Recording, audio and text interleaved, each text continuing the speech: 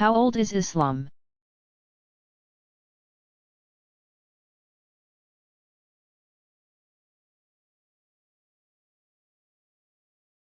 Islam, one of the world's largest religions, originated with the teachings of the Prophet Muhammad, c. 570 to 632, during the early 600s. Muhammad was born in Mecca, in present-day Saudi Arabia, and was orphaned at the age of 6. He was raised by relatives, who trained him as a merchant. When he was 25 years old he married a wealthy widow, Khadija, who bore him several children.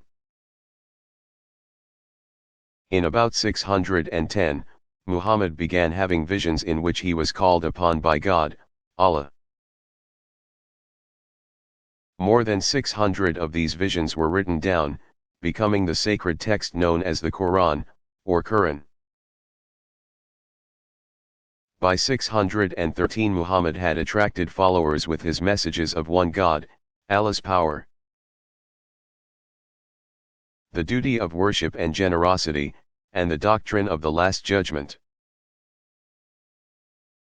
Followers of this new religion became known as Muslims, an Arabic word meaning those who submit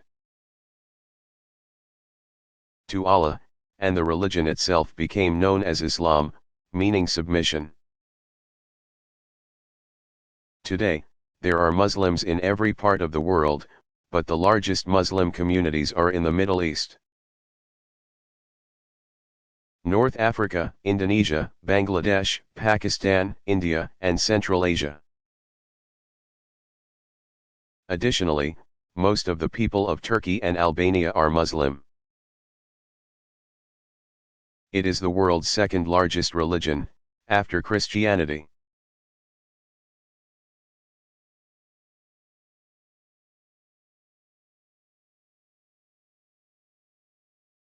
What was the Taliban?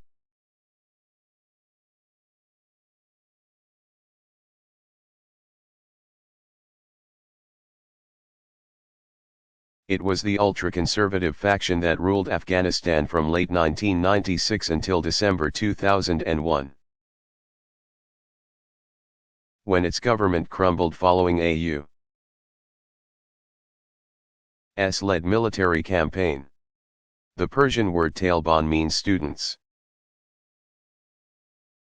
The group was made up of Afghan refugees who, during the Soviet invasion, 1979–89,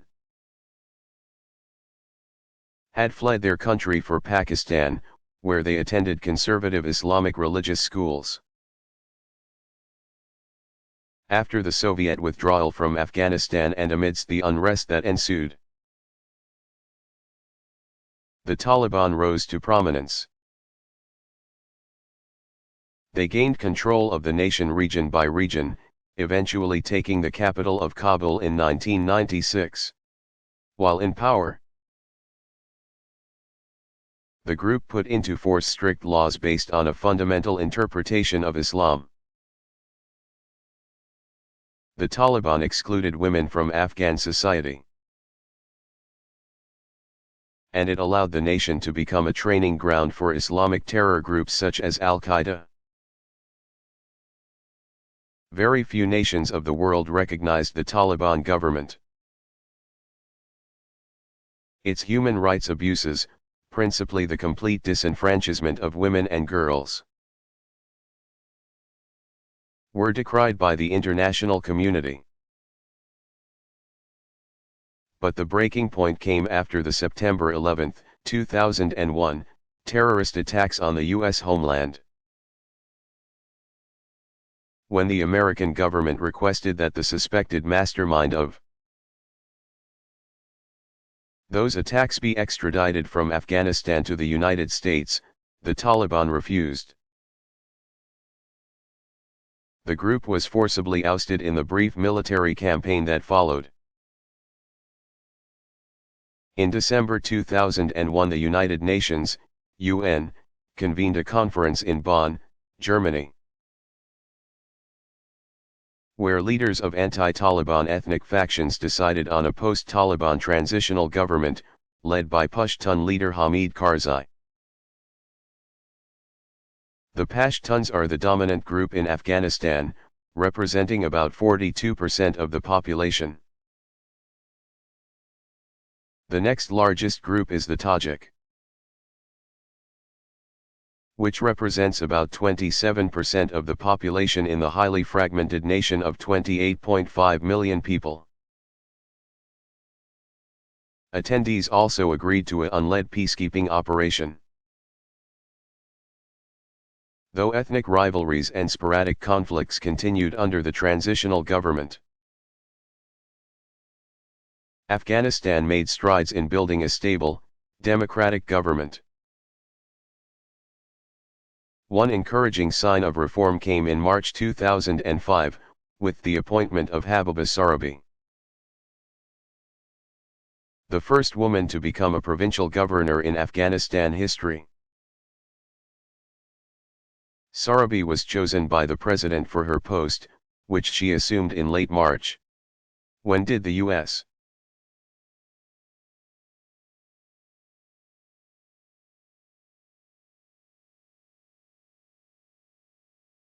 How did World War I begin?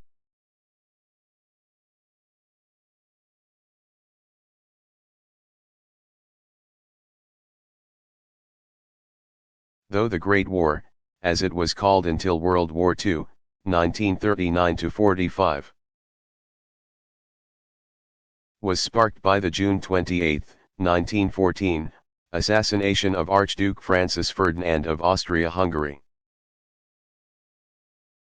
1863–1914, the war in Europe had been precipitated by several developments. National pride had been growing among Europeans, nations increased their armed forces through drafts, and colonialism continued to be a focus of the European powers, as they competed with each other for control of lands in far-off places. Meantime, weapons and other implements of war had been improved by industry, making them deadlier than ever.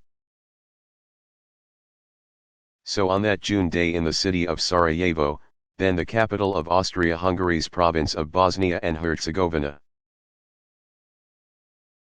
when a gunman named Gavrilo Princip, 1894–1918, shot down Archduke Ferdinand, it is not surprising that Austria-Hungary responded with force.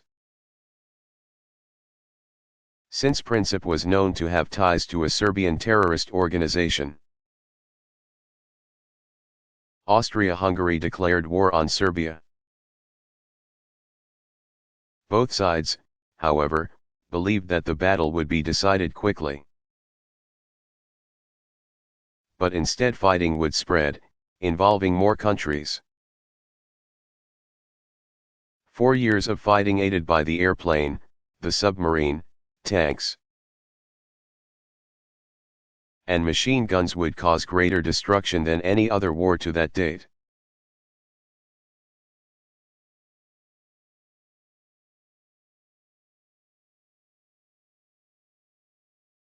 How is someone sainted?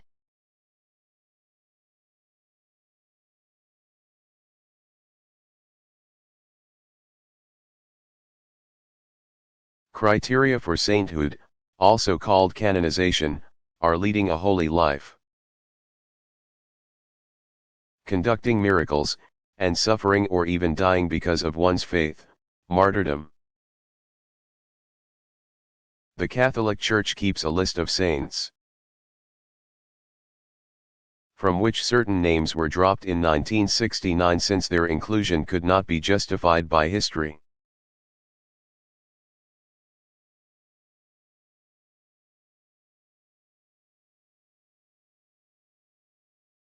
What was Black Tuesday?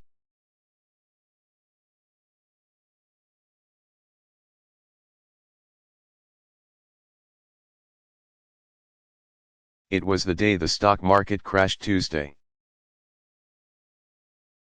October 29, 1929, signaling the beginning of the worldwide economic downturn called the Great Depression, 1929-39.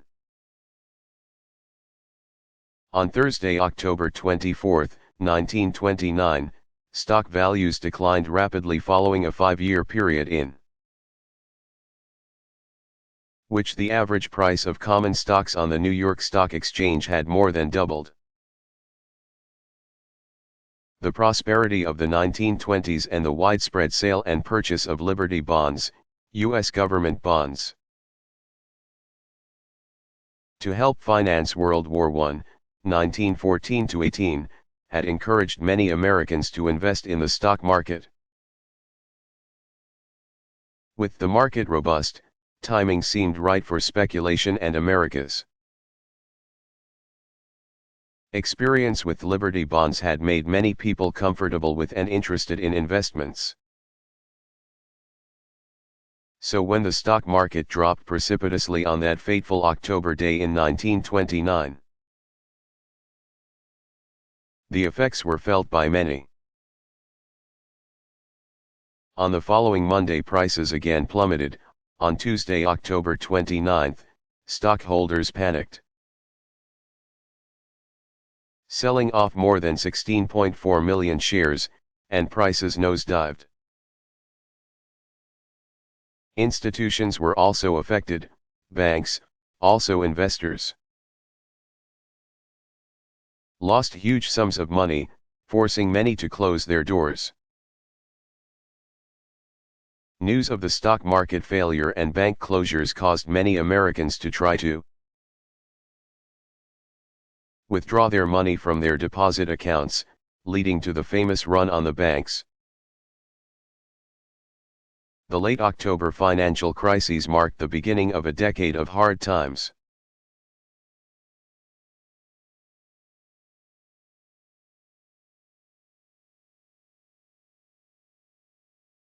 Who were the Romanovs?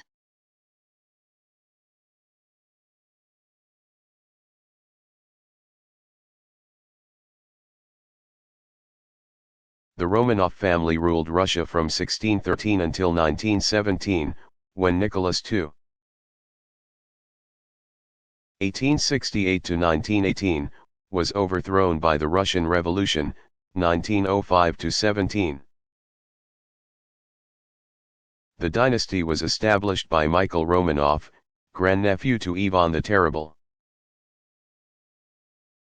who ruled from 1533 to 1584. There were 18 Romanov rulers, including the much-studied Peter the Great, who ruled from 1682 to 1725, and Catherine the Great, who ruled from 1762 to 1796. As the last Tsar of Russia, Nicholas II, who ruled from 1894 to 1917, likely suffered not only the recrimination that was due him, but the public hostility that had accumulated over centuries of ruthless Romanov leadership. Nicholas's difficulties came to a head when he got Russia involved in World War I, 1914-18. Which produced serious hardships for the Russian people and for which there was little public support. Once Tsar Nicholas was overthrown, and later killed, in the Russian Revolution.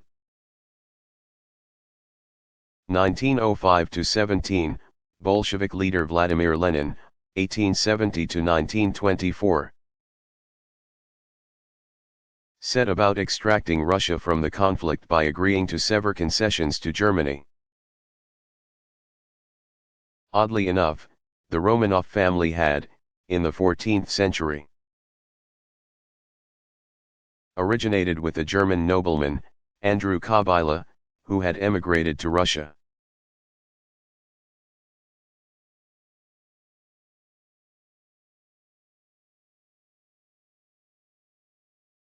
What advances were made in medicine during the Renaissance?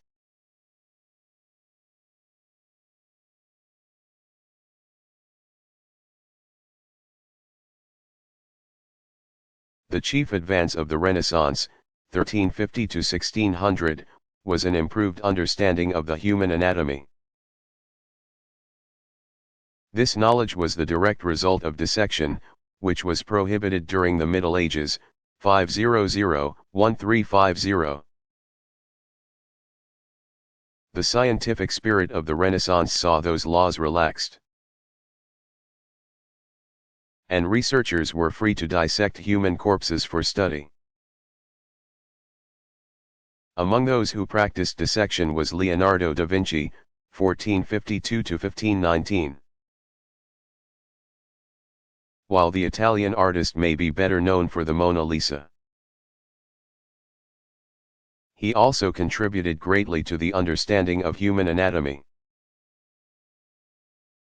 producing more than 750 anatomical drawings as a result of his studies in dissection.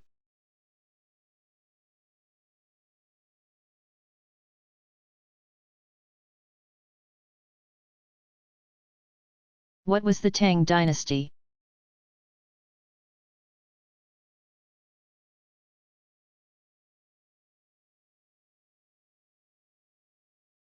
The Tang, 617 to 907, was the sixth to last Chinese dynasty. It's well known since the period saw great achievements not only in government and business, but in letters and the arts, principally lyrical poetry, formal prose, painting, sculpture, and porcelain pottery. The first published book, the Diamond Sutra, was produced during this time, in 868. Considered a golden age of Chinese civilization, the Tang was also an age of great expansion. At its height, the empire stretched from Turkmenistan in the west to Korea, which was a vassal state, in the east, and from Manchuria to northern India. As a result, trade prospered, with Chinese jade, porcelain, silk, rice, spices, and teas exported to India, the Middle East, and Europe. One historian called the Tang the consummate Chinese dynasty, formidable, influential, and innovative. One of the Tang's innovations was the balance of administrative power. Government was separated into three main branches: the Imperial Secretariat, which organized the emperor's directives into policies; the Imperial Chancellery, which reviewed the policies and monitored bureaucracy; and the Department of State's Affairs, which carried out the policies through the administration of 6 ministries. Add to this triumvirate a board of censors, which ensured that corruption was kept to a minimum. This form of government outlasted the Tang dynasty. Subsequent monarchies perpetuated the system into the 20th century. Yet another example of the forward thinking of the Tang dynasty was a civil service. Candidates for public service were trained in the Confucian principles before they took an exam that would qualify them for official duty.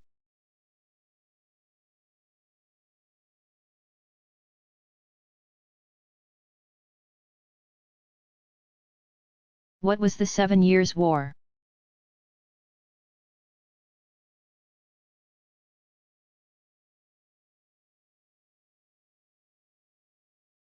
It was a worldwide conflict that began in 1756 between Prussia and Austria, who fought over control of Germany and over who would be the supreme power in Europe.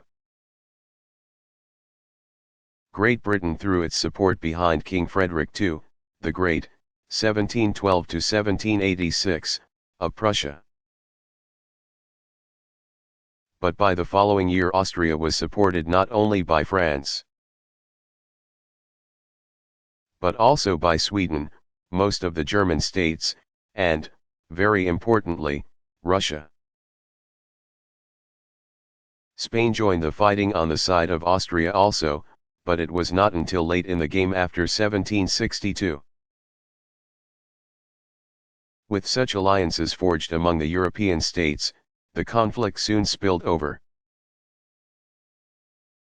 manifesting itself in the colonies of North America and India, where the French and British fought each other for control.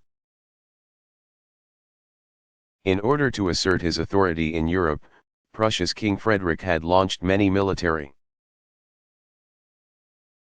initiatives and was in a weakened state by the time his army faced the Austrians in 1756. He was spared certain defeat only by an event in Russia in 1762, upon the death of Tsarina Elizabeth Petrovna. 1709 to 1762, who had feared King Frederick, Peter III, 1728 to 1762, ascended the Russian throne. Peter, unlike his predecessor, held Frederick in high esteem,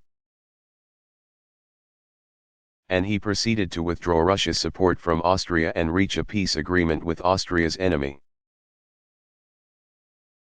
Prussia. He died that same year. The 7 Years' War ended the next year. On February 15, 1763, with the signing of a peace agreement in Saxony, Germany. The area that Austria had fought to control remained, for the most part, under Prussian rule, positioning Prussia as a leading European power. There were no other territorial changes in Europe as a result of the war. In North America and India, Britain emerged from the conflicts as the victor and as the colonial power.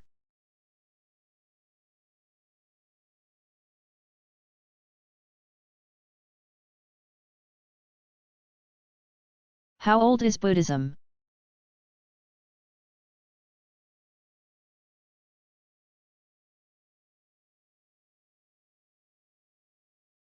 One of the great Asian religions, Buddhism dates back to ancient times.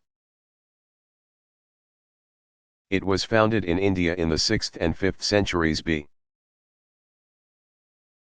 C. by Siddhartha Gautama, c. 563 c. 483 BC, who became known as Buddha, or Enlightened One. Born in what is today Nepal, Siddhartha's father is described in stories as a king or a warrior prince, and the family lived in luxury. When he was 29 years old, Siddhartha had a series of 4 visions that prompted him to leave his wife, young son, and the palace and venture out in search of spiritual enlightenment and truth. He wandered for 6 years, traveling to the ancient kingdom of Magadha, in present-day India. During this time he led a life of extreme austerity and even self-torture. He finally decided that his ascetic life would not lead him to truth, and he abandoned his practice of self-denial. One day, when he was 35 years old, Siddhartha went to meditate under a banyan, shade, tree, also called a Bodhi tree. There he claimed to achieve enlightenment. Thereafter, Buddha traveled through the Ganges River valley, teaching meditation and adherence to moral conduct as the way to enlightenment. He established a community of monks to continue his work. Buddhism is the world's 4th largest religion, after Christianity, Islam, and Hinduism. Most of the estimated 360 million Buddhists in the world today live in Asia, Sri Lanka, Southeast Asia, and Japan, predominantly.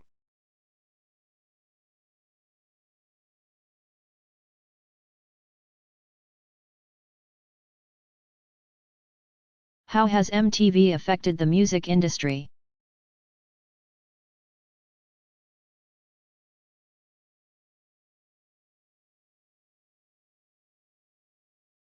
MTV's almost immediate impact was to launch the music careers of fledgling artists. Some critics believe that superstar Madonna, who showed up on the music scene at about the same time as MTV, would not have risen to the heights of fame that she has were it not for music television. Or at least her star might not have risen so quickly. But she and other media-savvy artists exploited the new format to reach the music-buying public the world over, for soon MTV had a global presence. The video channel also gave established artists a boost by airing more than one single off a given album, resulting in several hits from any one recording. Such was the case for artists like Billy Joel, Bruce Springsteen, U2, and Peter Gabriel. Increasingly creative videos gave the works of album-oriented musicians longer lives and steady sales. MTV quickly established itself and the format as an integral part of the music industry. Once the format was proven viable, other music television channels emerged, including VH1, which was begun by media mogul Ted Turner and was later bought by MTV and molded into an adult-oriented music station. The Nashville Network, TNN, which aired country music videos and programming in the 1980s and 1990s, and country music television, CMT. Today, the music video remains an important tool for new and established artists alike. Media analysts also believe MTV has had an impact on modern culture. Since the channel relies on interesting visuals to capture viewing audiences, MTV is constantly upping the creative ante for artists who freely experiment with bright colors, images, rapid-fire editing, motifs, dreamlike imagery, and other visual techniques, which began showing up on other television shows, in movies, and in advertising. Some observers believe the phenomenon has ushered in a new visual order. Of course, MTV has its detractors. Critics argue that the MTV aesthetic is superficial, and that it is accelerating the movement away from traditional forms of literacy. While MTV is praised and panned in the worldwide media,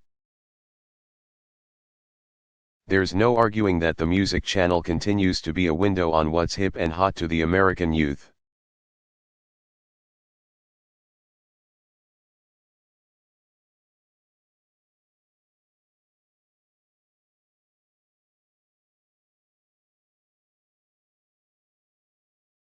Did Newton really formulate the laws of motion after observing an apple falling from a tree?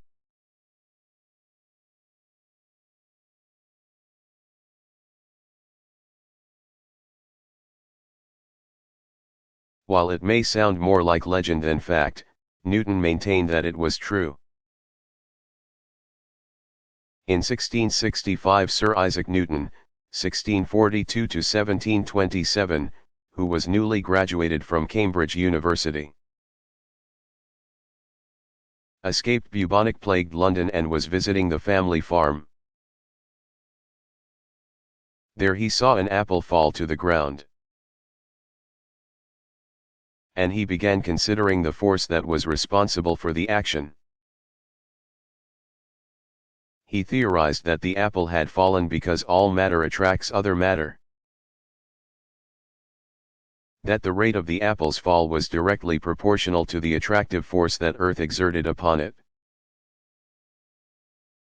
and that the force that pulled the apple was also responsible for keeping the moon in orbit around Earth. But he then set aside these theories and turned his attention to experimenting with light. In the 1680s, Newton revisited the matter of the apple, taking into consideration Galileo's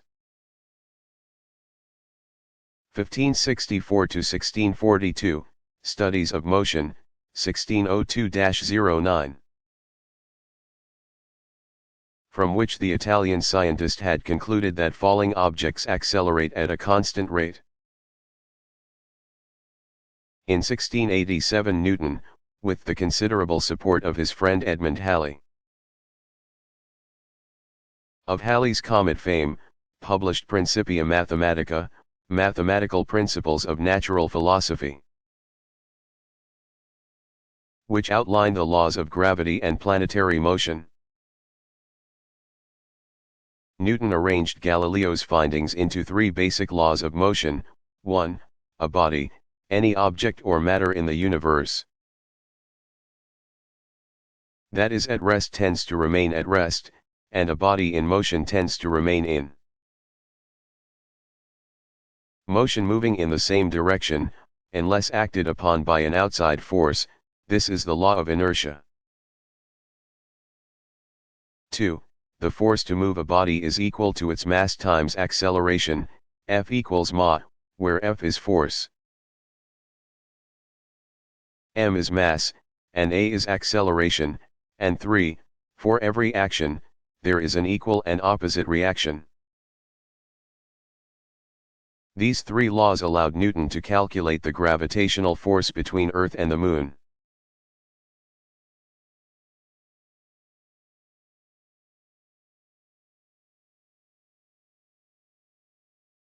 What caused the fighting in Kosovo?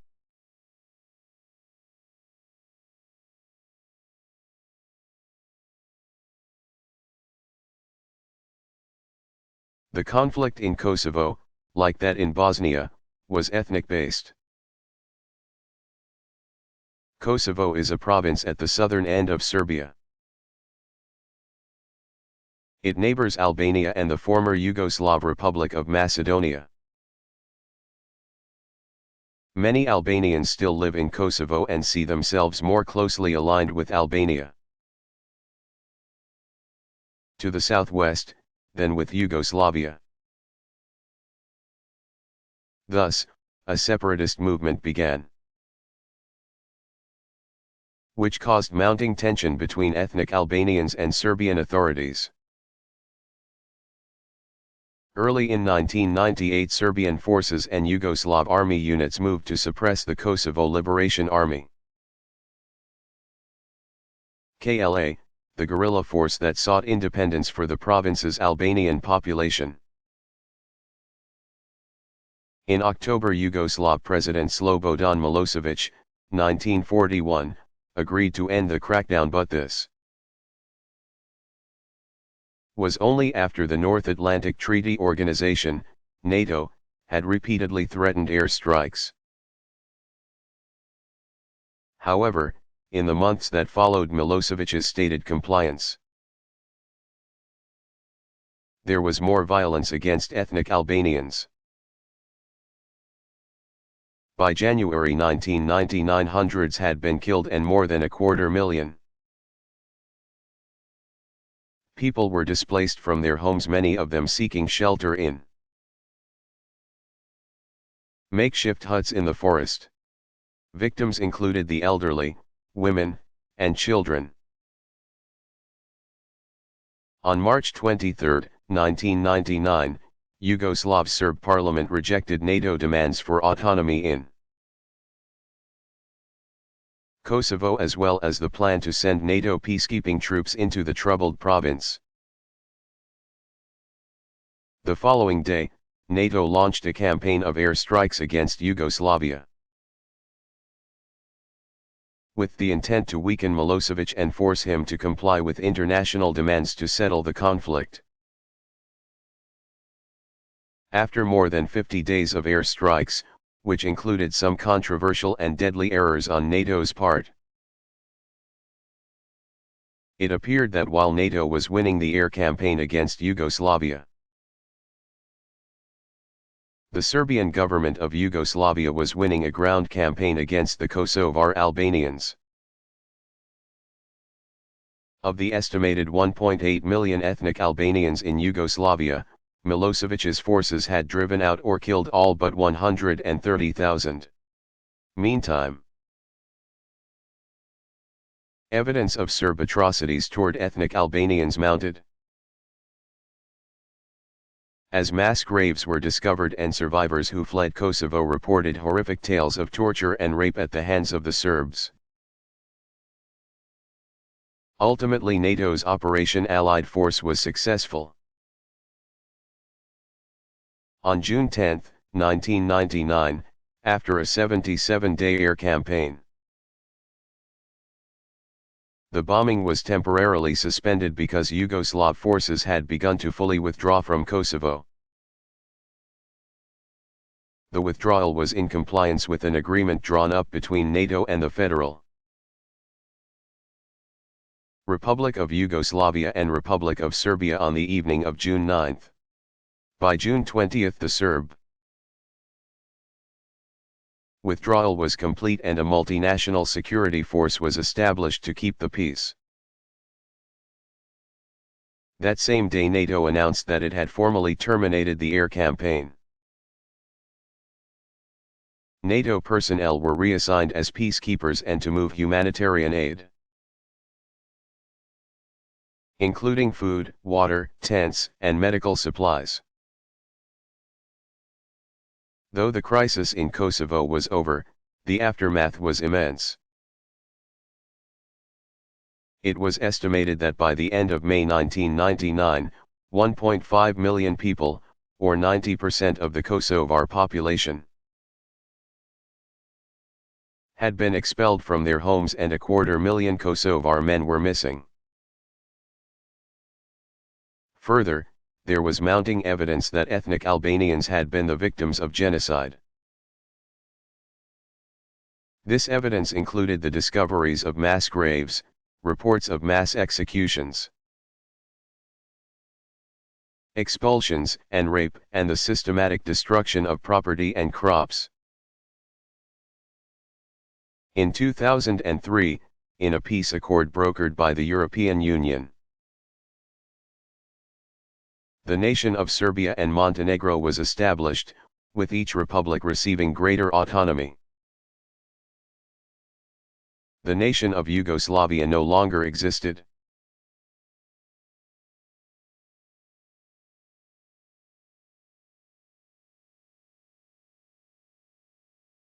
When were the first Winter Games held?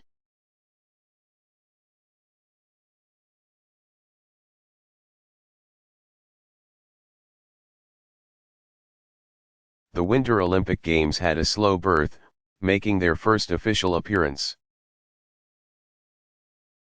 almost 3 decades after the first modern games were held in Athens, 1896.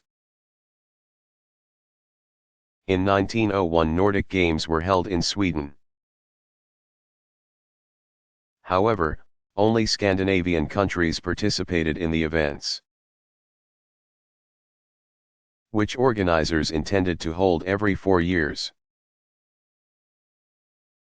The Nordic Games constituted the first organized international competition involving winter sports. Then, as part of the Summer Olympic Games in 1908, host city London held a figure skating competition that October. 3 years later, an Italian member of the International Olympic Committee, IOC, encouraged Sweden, the next host of the Summer Games, to include winter sports in 1912 or hold a separate event for them. Since Sweden already played host to the Nordic Games, they declined to pursue the IOC suggestion. The 6th Olympiad was slated to be held in 1916 in Berlin, and Germany vowed to stage winter sports competition as part of the event. but in 1914 World War I began, and the Berlin Games were cancelled altogether. After an 8-year hiatus, the Olympics resumed in 1920, Antwerp, Belgium. Played host to athletes, which included figure skaters and ice hockey players along with the usual contingency of gymnasts, runners, fencers, and other summer sports competitors. The first IOC-sanctioned competition of winter sports was held in Chamonix, France, from January 25 to February 4, 1924. When the games were staged next, in St.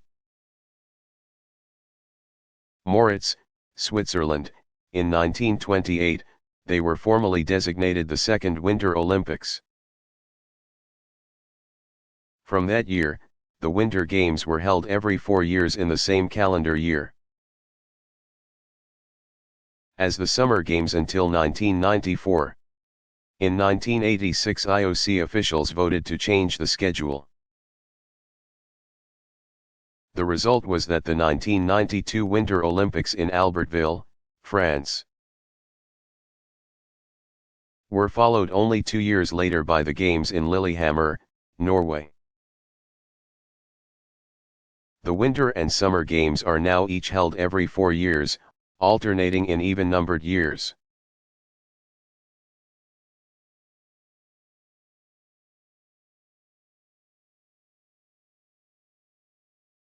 What was the 1990s boom?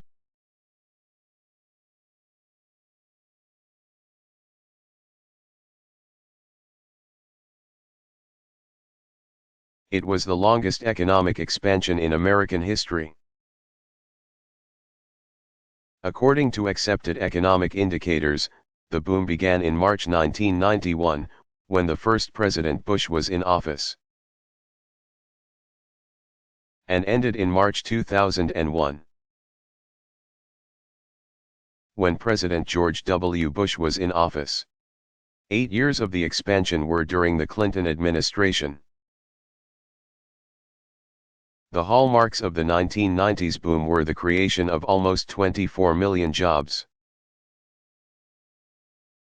or an average of 200,000 jobs a month, a national unemployment rate that dropped to around 4% for an extended period. Productivity gains month over month, gross domestic product, GDP, growth month over month. Unprecedented investment in the stock market, Wall Street added $10 trillion in wealth over the decade. A bull market fueled by $100 billion in initial public offerings, IPOs, many of them technology stocks.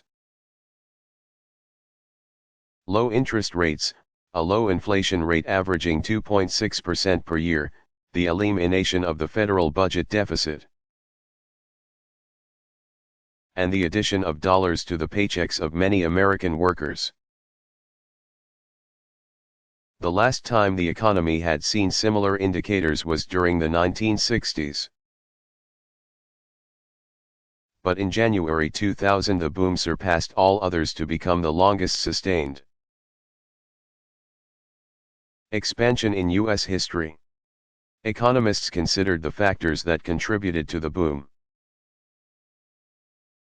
A Christian Science Monitor writer credited a combination of ubiquitous American entrepreneurial spirit, massive amounts of technology, and a man named Greenspan. But Alan Greenspan, the chairman of the Federal Reserve, which controls interest rates, credited information technology as the defining factor of this special period. Its major contribution is to reduce the number of worker hours required to produce the nation's output, said Greenspan. The boom ended in March 2001, along with the end of the dot-com bubble. The nation began a short recession, which ended November 2001, according to economic indicators. The economy then began a slow, and by most indicators, weak recovery.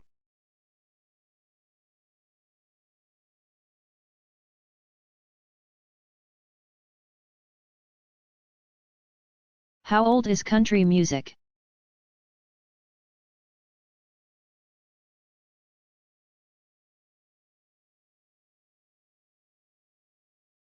Old-time music or hillbilly music, both early names for country music. Emerged in the early decades of the 1900s. By 1920 the first country music radio stations had opened. And healthy record sales in rural areas caused music industry executives to take notice. But it was an event in 1925, in the middle of the American jazz age, that put country music on the map. On November 28, WSM Radio broadcast the WSM Barn Dance, which soon became known as the Grand Ole Opry when the Master of Ceremonies, George D. Hay, took to introducing the program that way since it was aired immediately after an opera program. The show's first performer was Uncle Jimmy Thompson, 1848 to 1931. Early favorites included Uncle Dave Macon, 1870 to 1952, who played the banjo and sang, and Roy Acuff, 1903 to 1992, who was the Opry's first singing star. Millions tuned in and soon the Nashville-based show had turned Tennessee's capital city into music city, USA. In the 1960s and again in the late 1980s and 1990s, country music reached the height of popularity. While holding on to its small-town, rural-based audience who were the show's first fans.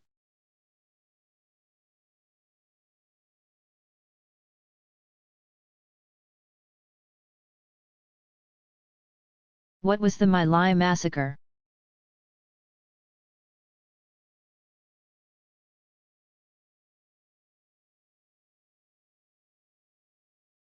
It was a horrific chapter in American military history, during which U.S. troops fighting in South Vietnam took the small village of My Lai on March 16, 1968. The incident did not come to light until more than a year later, after which time it became clear that the unit of 105 soldiers who entered My Lai that morning had faced no opposition from the villagers. Even so, at the end of the day as many as 500 civilians, including women and children, lay dead. Though charges were brought against some of the men, only the commander of the company, Lieutenant William Calley, was convicted. His sentence of life imprisonment for the murder of at least 22 people was later reduced to 20 years, and he was released on full parole in November 1974.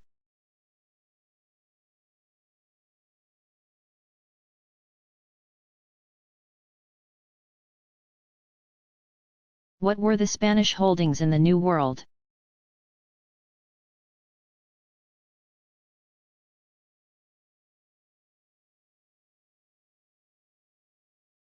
New Spain comprised much of the Spanish possessions in the New World during the colonial period. At its height, New Spain included what are today the southwestern United States, all of Mexico, Central America to the Isthmus of Panama, Florida, much of the West Indies,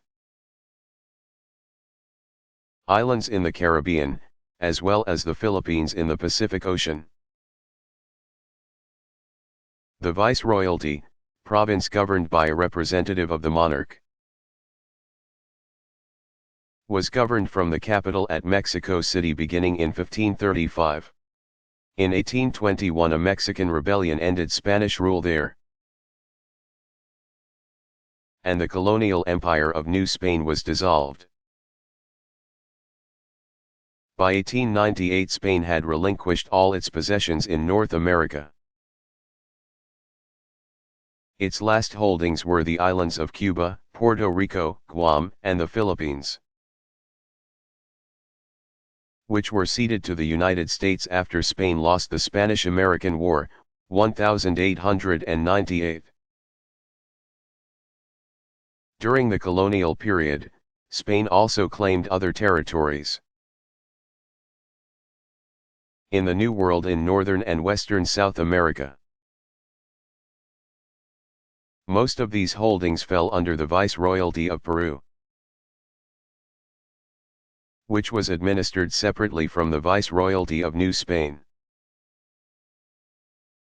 These possessions were also lost by Spain by the end of the 1800s.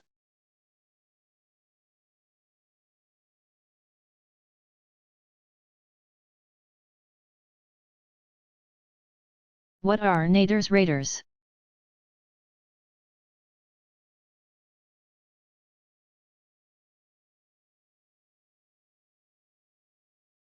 They were, and are, investigators working with American lawyer and consumer advocate Ralph Nader, 1934. With the help of his research team, Nader wrote the landmark work Unsafe at Any Speed in 1965. It charged that many automobiles weren't as safe as they should be or as consumers had the right to expect them to be. In part the book was responsible for passage in 1966 of the National Traffic and Motor Vehicle Safety Act, which set motor vehicle safety standards. Nader has continued his watchdog work, founding the Public Citizen Organization, which researches consumer products, promotes consumer awareness, and works to influence legislators to improve consumer safety. While Nader may be the most recognizable face of consumer advocacy,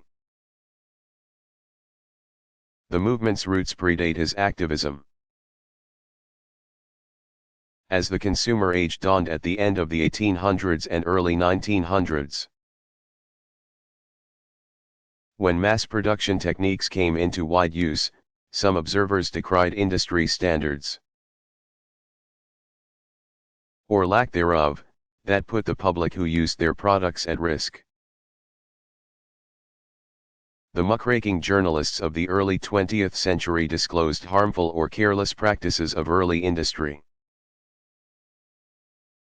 raising awareness and bringing about needed reforms. Upton Sinclair, 1878 to 1968, for example, penned the highly influential novel The Jungle, 1906, revealing scandalous conditions of meatpacking plants. The public was outraged upon reading Sinclair's work. President Theodore Roosevelt, 1858 to 1919, ordered an investigation, finding the novelist's descriptions to be true to life. Government moved quickly to pass the Pure Food and Drug Act and the Meat Inspection Act that same year, 1906. Industry watchdogs continued their work in the early decades of the century. In 1929 Consumers Research Inc. was founded, and in 1936, the Consumers Union was formed. Both of these independent organizations test and rate consumer products. Consumers Union publishes its reports in the monthly magazine Consumer Reports. Such consumer advocacy has served to heighten public awareness, compelling industry to make changes and improving the safety of products in general. Abuses still occur, but at roughly 100 years into the consumer age, The work of consumer watchdogs like Naders Raiders has made the consumer experience far less risky than it once was.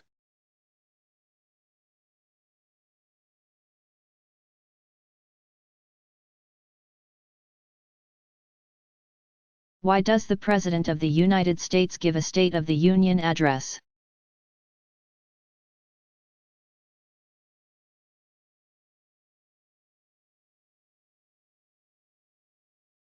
The U.S. Constitution requires the President to annually present a joint session of Congress, attended by representatives and senators, with a status report on the nation. Presidents George Washington, 1732–1799, and John Adams, 1735–1826. The first and second presidents delivered their messages in person. Thereafter the State of the Union was sent as a written message, which was read in Congress. But President Woodrow Wilson, 1856–1924, delivered his messages in person, including that of January 1918, when he delivered the 14 points his formulation of a peace program for Europe once World War I. 1914–18, had ended. Since Franklin D. Roosevelt, 1882–1945, held office, beginning in 1933, all U.S. presidents have made formal addresses to Congress.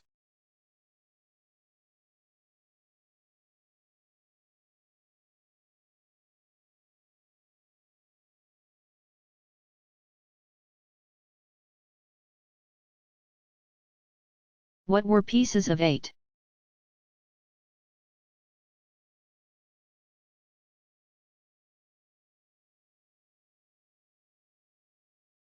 Pieces of 8 were Spanish silver coins, pesos, that circulated along with other hard currency in the American colonies. Since the settlements in the New World were all possessions of their mother countries, England, Spain, France, Portugal, and the Netherlands, they did not have monetary systems of their own. England forbade its American colonies to issue money. Colonists used whatever foreign currency they could get their hands on. Pieces of 8, from Spain, reals, from Spain and Portugal, and shillings, from England, were in circulation. The pieces of 8 were most common. The Spanish silver coin was so named because it was worth 8 reals and at one time had an 8 stamped on it. To make change, the coin was cut up to resemble pieces of a pie. 2 pieces, or 2 bits, of the silver coin made up a quarter, which is why Americans still refer to a quarter of a dollar as 2 bits. There were frequent money shortages in the colonies, which usually ran a trade deficit with Europe. The colonies supplied raw goods to Europe, but finished goods, including manufactured items, were mostly imported, resulting in an imbalance of trade. With coinage scarce, most colonists conducted trade as barter, exchanging goods and services for the same. In 1652 Massachusetts became the first colony to mint its own coins. That year there was no monarch on the throne of England. Although the issue of coinage by colonists was strictly prohibited by England, the Puritans of Massachusetts continued to make their own coins for some 30 years thereafter, stamping the year 1652 on them as a way to circumvent the law.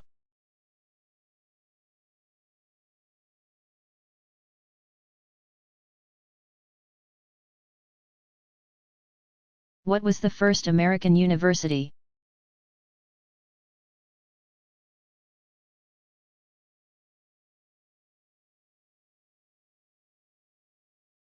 It was Harvard, chartered on October 28, 1636, by the Massachusetts General Court,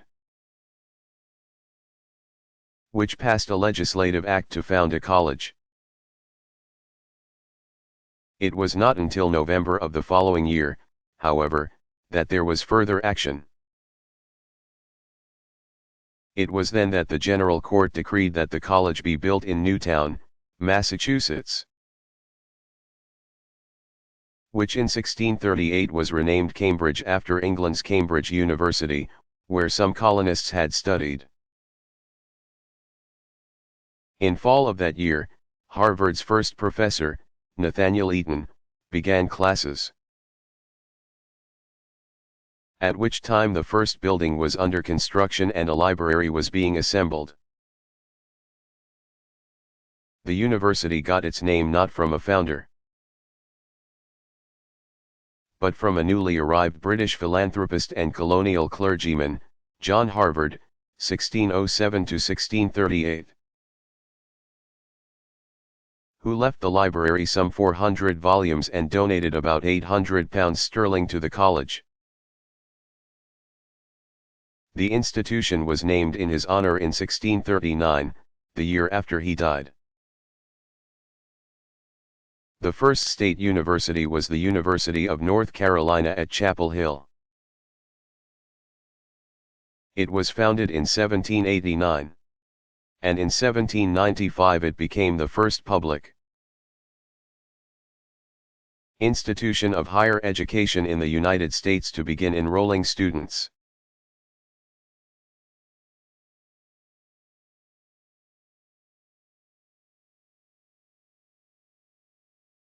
Why is the Divine Comedy widely studied?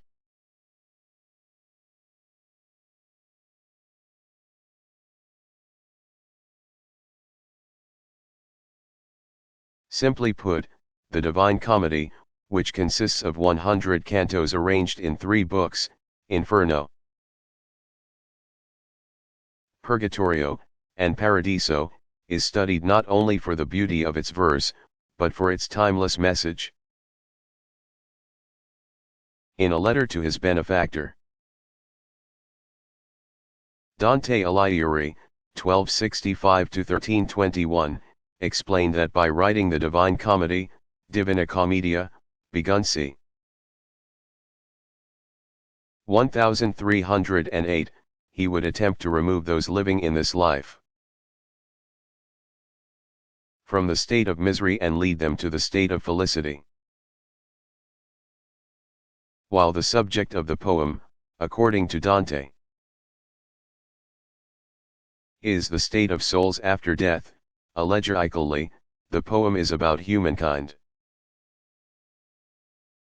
who can exercise free will to bring rewarding or punishing justice upon themselves. Dante's masterpiece is considered the seminal work of Italian literature. At the time that he wrote the Divine Comedy, Latin was the undisputed language of science and literature. Italian, on the other hand, was considered vulgar. By skillfully writing this poem in the vernacular, Tuscan Italian, rather than Latin, Dante parted from tradition, marking a critical development for vernacular writing.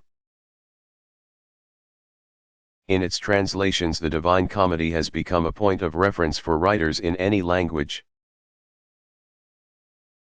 Scholars and students agree that Dante expresses universal truths in this work,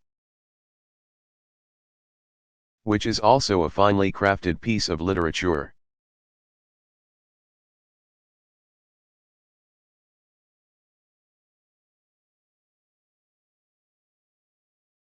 Who was the first woman to circumnavigate the globe?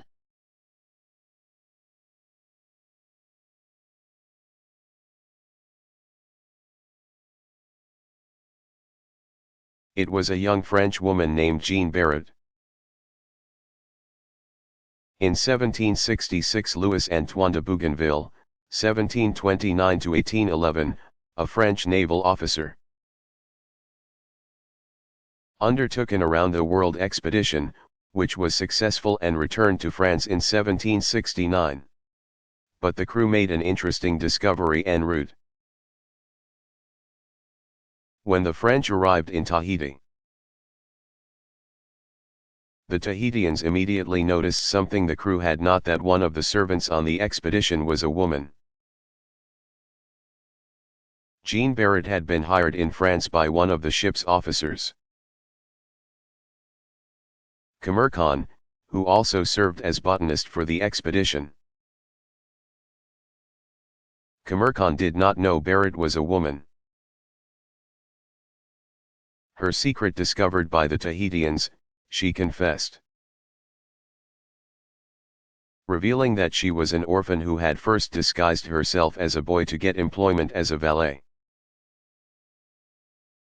When she learned about Bougainville's expedition, she decided to continue the disguise in order to carry out an adventure that would have been impossible for a woman in that day. She was the first woman known to have circled the globe.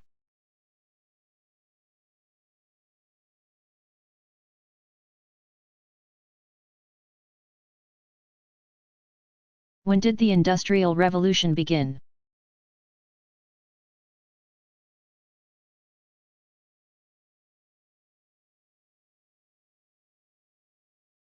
The Industrial Revolution began in Great Britain during the 1700s.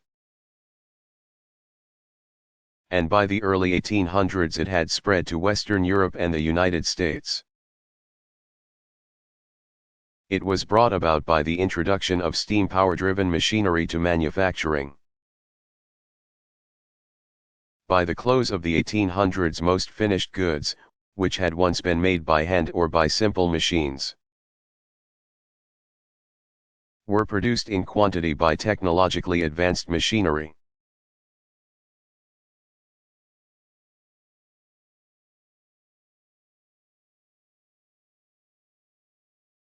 Why was Oliver Cromwell important to British history?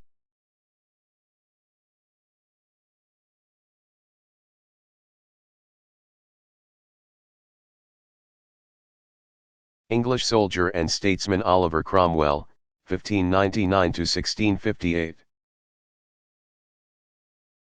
was a key player in a chain of events that shaped modern British government. The events began when Charles I, 1600–1649, House of Stuart, ascended the throne in 1625 and shortly thereafter married a French Catholic princess, immediately raising the ire of his Protestant subjects. This was not the end of England's problems with King Charles. After repeated struggles with the primarily Puritan Parliament,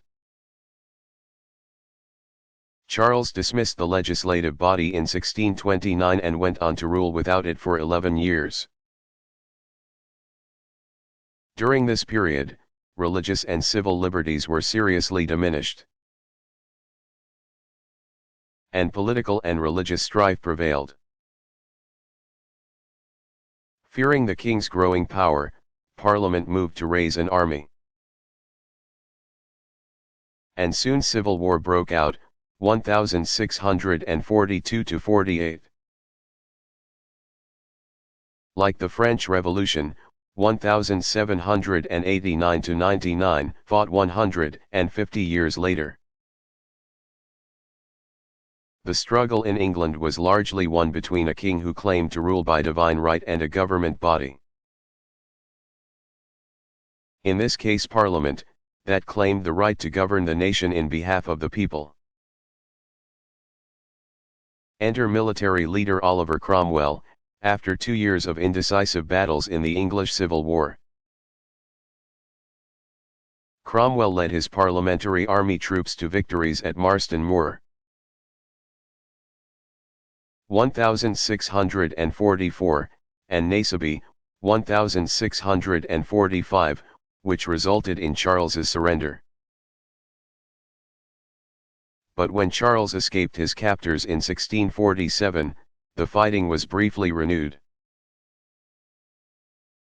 It was ended once and for all in 1648, when the king was tried the following year. Cromwell was among those leading the charge to have Charles executed. The king's opponents had their way and, having abolished the monarchy, soon established the Commonwealth of England, installing Oliver Cromwell as Lord Protector. Though Cromwell endeavoured to bring religious tolerance to England and was somewhat successful in setting up a quasi-democratic government, he declined to take the title of king in 1657. His leadership was constantly challenged by those who wished to restore the Stuart monarchy. When Cromwell died in 1658, he was succeeded by his son, Richard, 1626–1712. Whose talents were not up to the challenges put to the Lord Protector. The movement to restore the monarchy, particularly the Stuart line, gained impetus, and Richard Cromwell was soon dismissed and went to live outside of England for the next 20 years. Charles II, 1630–1685, the son of Charles I, ascended the throne in 1660. Beginning the 8-year period known as the Restoration. Both Charles and his brother, James II, 1633–1701, who succeeded him in 1685, worked to reassert the absolutism of the Stuart monarchy. But both kings butted heads with Parliament, particularly when it came to financial matters. Finally, in 1688, James II was deposed in the so-called Glorious Revolution. William III, 1650–1702, grandson of Charles I, and his wife, Queen Mary II, 1662–1694, daughter of James II, were placed on the throne the following year. Though the House of Stuart remained in power, there was an important hitch. Parliament compelled William and Mary to accept the Bill of Rights, of 1689, which asserted that the Crown no longer had absolute power in England and that it must rule responsibly through the nation's representatives sitting in Parliament. Thus, the English Civil War, also called the Protestant Revolution, and the influence of Oliver Cromwell and other parliamentarians laid the foundation for England's constitutional monarchy.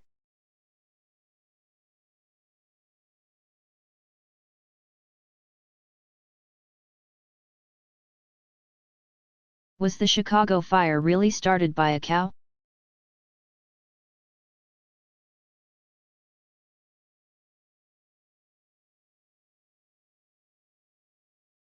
According to legend, the Great Chicago Fire, which burned from October 8 to 9, 1871, was started by a cow. Usually described as belonging to a Mrs. O'Leary, kicking over a kerosene lantern on DeKoven Street. But the exact cause is unknown, and many theories exist about how it started from one of the O'Leary's cows, who all perished in the blaze, to speculation that a meteor broke apart, raining fiery particles in the region. The Chicago Historical Society catalogued the damage. The so-called burnt district encompassed an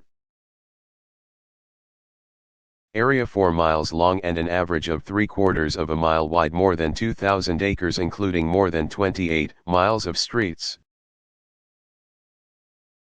120 miles of sidewalks, and more than 2,000 lampposts. Along with countless trees, shrubs, and flowering plants in the garden city of the West. Gone were 18,000 buildings. And some $200 million in property, about a third of the valuation of the entire city. Around half of this was insured. But the failure of numerous companies cut the actual payments in half again. 100,000 Chicagoans lost their homes, an uncounted number their places of work. Chicago resident Julia Newberry described the aftermath in her diary in an entry dated October 17, published in 1933 by W. W. Norton. The fire began at 12th, Street on Sunday night, October. It swept the two magnificent avenues, and every building on the south side from 12th Street to the river. The courthouse, with the original copy of Father's will and no one knows how many invaluable papers. Legal documents, records, the beautiful Crosby Opera House, a perfect bijou, of a theater, all the banks. Insurance offices, railway depots, churches, and block after block of stores, unequaled anywhere. And then, oh misery, the fire, the red, angry, unrelenting fire. Leapt across the Chicago River, and burnt, till Mr. Malin Ogden's house was the only one left standing up to Lincoln Park. Yes, the whole north side is in ashes. Though the United States has suffered other disastrous fires, including an 1,835 blaze in New York City, which destroyed some 500 buildings. The Chicago fire is the worst fire tragedy in the recorded history of North America. The damage was not limited to the city of Chicago. Sparks lit forest fires that destroyed more than 1 million acres of Michigan and Wisconsin timberland. Burning from October 8 to October 14. These fires were responsible for the loss of more than 1,000 lives in the logging town of Peshtigo, Wisconsin, and in 16 surrounding communities. Like the Great Fire of London 200 years earlier, a flurry of construction activity followed in the city, making Chicago one of the United States' most architecturally impressive urban centers. In fact, the fire was the impetus for the development of the Chicago School of Architecture, also called the commercial style, since most of it was devoted to office buildings, warehouses, and department stores. The Chicago School was instrumental in establishing the modern movement of architecture in the United States.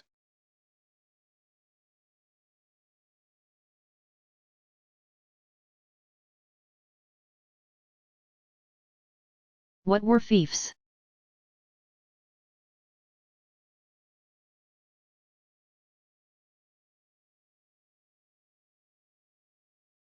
A fief was an estate that was owned, governed, and protected by a lord. A fief consisted of several manors, each of which might have had its own lord, and their villages, along with all buildings on the land as well as the peasants, serfs, who worked the land, served at court, or took up arms on behalf of the lord. The lord of the fief, called a feudal lord, would secure the allegiance of the manorial lords, sometimes called seigneurs, who would in turn secure the allegiance of the peasants. In short, land was exchanged for loyalty, This was feudalism. The political and economic system of the Middle Ages, 500-1350. The word feud is of Germanic origin and means fee. In repayment for the land they lived on and for the protection they received from the lord. Serfs were expected to pay the lord fees in the form of money, taxes, services, or goods. The feudal system arose in the 7th century. It was suspended during the Carolingian Empire, which began in 751 when a series of powerful kings, including Charlemagne, or Charles the Great, 742 to 814, united much of Western Europe. But after Charlemagne died in 814, his grandsons fought each other and later divided the vast kingdom among themselves. Each of their territories later came under attack, dissolving Carolingian rule. By the 9th century, feudalism had replaced the Carolingian Empire as the political and economic entity governing medieval life. Feudalism lasted into the 15th century.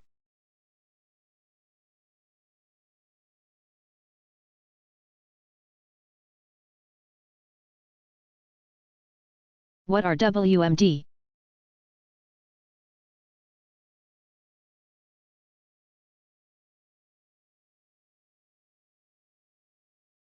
WMD are weapons of mass destruction, nuclear, biological,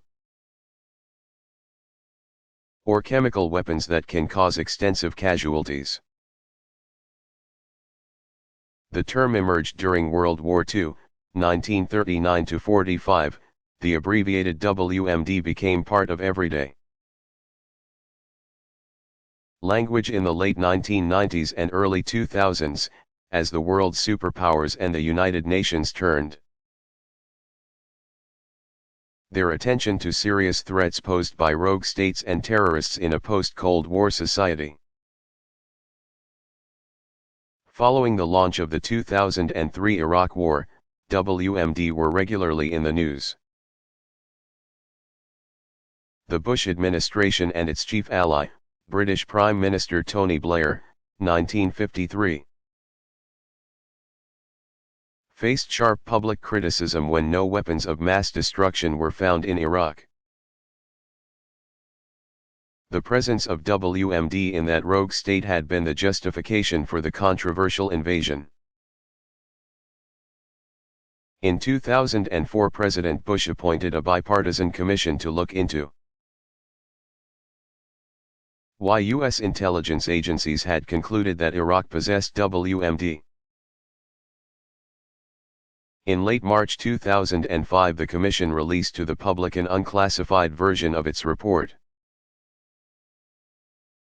The conclusion: intelligence errors had overstated Iraq's WMD programs. It stated, the daily intelligence briefings, before the Iraq War, were flawed.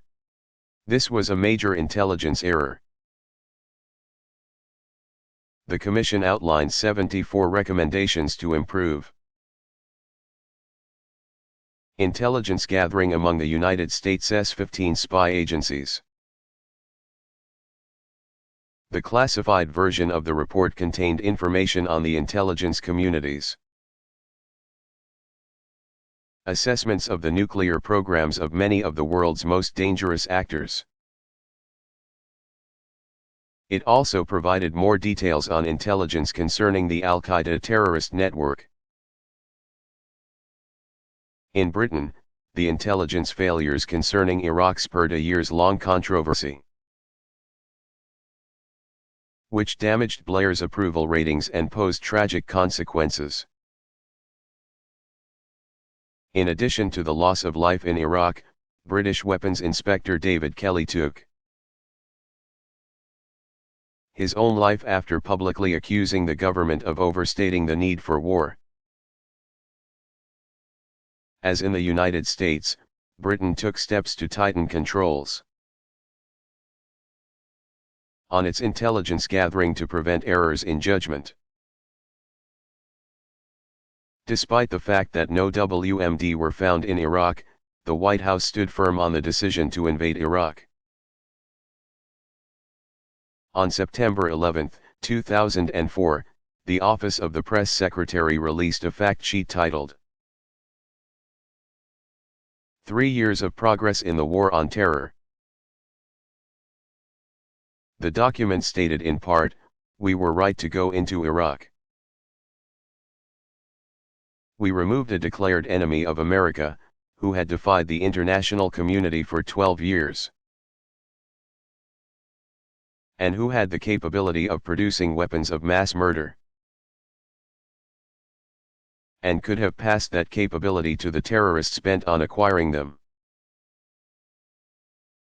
Although we have not found stockpiles of weapons of mass destruction. In the world after September 11, that was a risk we could not afford to take.